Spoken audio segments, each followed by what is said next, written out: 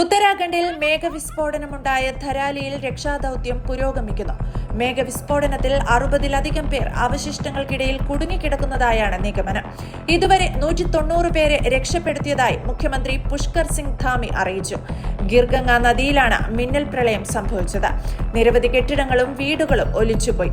ഉത്തരാഖണ്ഡിലെ ഉത്തരകാശി ജില്ലയിലെ 6 കാലാവസ്ഥാ കേന്ദ്രങ്ങളിൽ ഓഗസ്റ്റ് 5 രാവിലെ 8:30 മുതൽ വൈകുന്നേരം 4:30 വരെ 120 മില്ലിമീറ്റർ മഴയാണ് രേഖപ്പെടുത്തിയത്.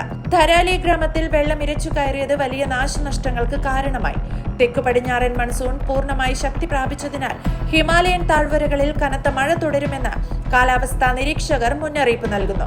കഴിഞ്ഞ 24 മണിക്കൂറിനുള്ളിൽ ഉത്തരാഖണ്ഡിലെ ഹരിദ്വാറിൽ ഏകദേശം 300 മില്ലിമീറ്റർ മഴയാണ് രേഖപ്പെടുത്തിയത്.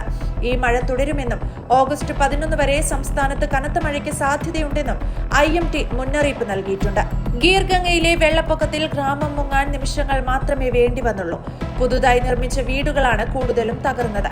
ഈ നിർമ്മിതികളിൽ ഭൂരിഭാഗവും നദിക്കരയോട് ചേർന്ന് പരിസ്ഥിതി മാനദണ്ഡങ്ങൾ ലംഘിച്ചാണ് നിർമ്മിച്ചതെന്ന് നാട്ടുകാർ പറയുന്നു.